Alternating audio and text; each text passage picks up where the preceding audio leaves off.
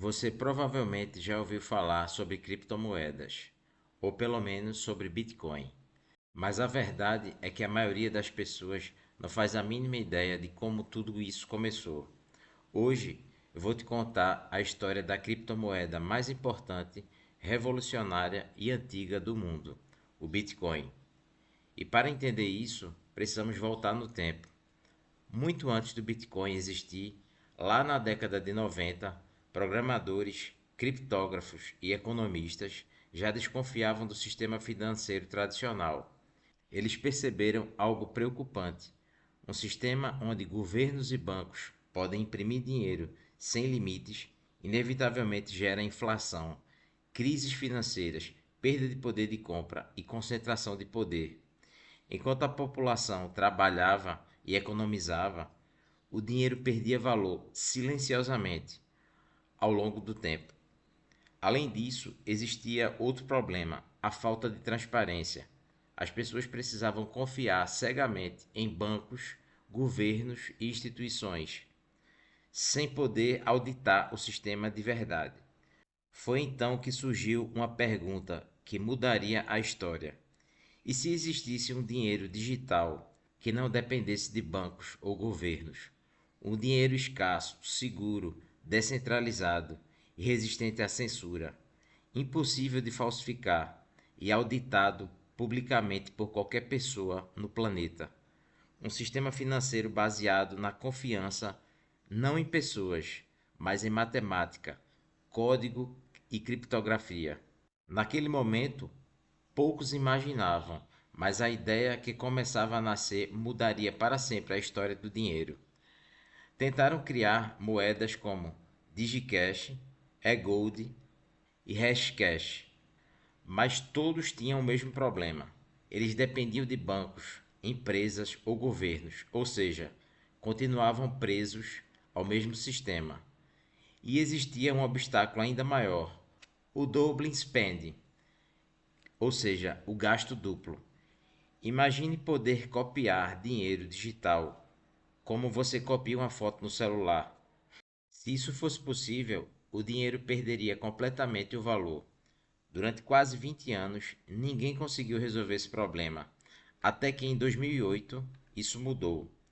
Em meio à maior crise financeira da história, enquanto bancos quebravam, famílias perdiam casas e governo imprimiam dinheiro para salvar instituições gigantes, um nome misterioso apareceu na internet: Satoshi Nakamoto.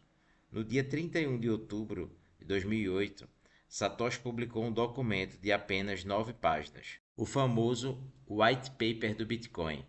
Ali estava descrita uma ideia revolucionária: um dinheiro eletrônico, ponto a ponto, sem bancos, sem intermediários, sem controle central. Pela primeira vez, o problema do gasto duplo havia sido resolvido usando blockchain, criptografia e prova de trabalho.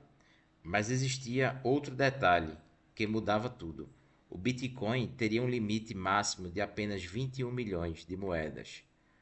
Nenhum governo poderia imprimir mais, nenhum banco poderia manipular a oferta.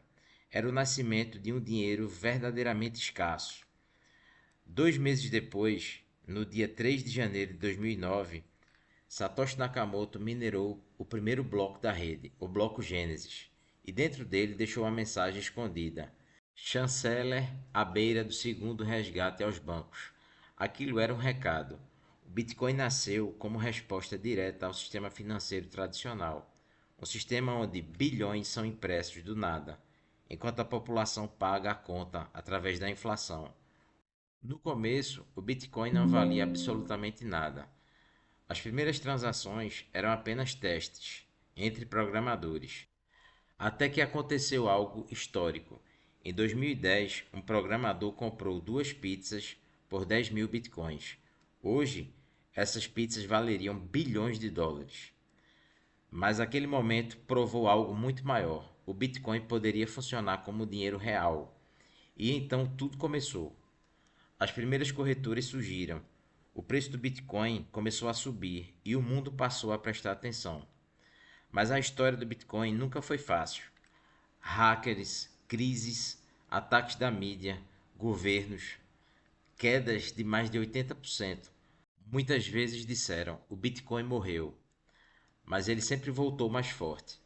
Em 2014, a corretora mt.gox entrou em colapso. Centenas de milhares de bitcoins desapareceram. O mercado despencou. Depois veio a guerra dos blocos. Empresas queriam transformar o Bitcoin em algo mais centralizado, mas os desenvolvedores da Cypherpunks resistiram. Existe um mecanismo no Bitcoin que mudou completamente sua história: o halving. A cada 4 anos, a emissão de novas moedas cai pela metade. Menos oferta, mais escassez. Foi isso que gerou os grandes ciclos de valorização. Depois do primeiro halving, o Bitcoin saiu de poucos dólares para mais de $1.000. Depois veio 20 mil, 69 mil.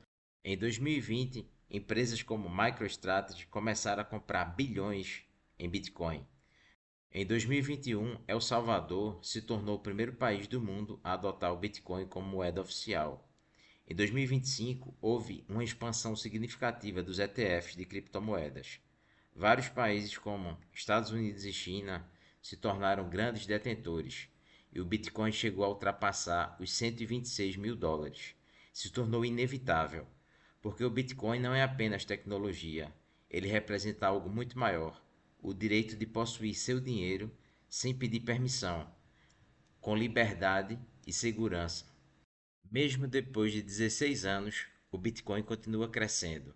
Sobreviveu a governos, crises, bancos, ataques, proibições, porque o Bitcoin não é só um ativo, é uma ideia movida por liberdade, impossível de parar. Talvez você esteja olhando o nascimento de um novo sistema financeiro global.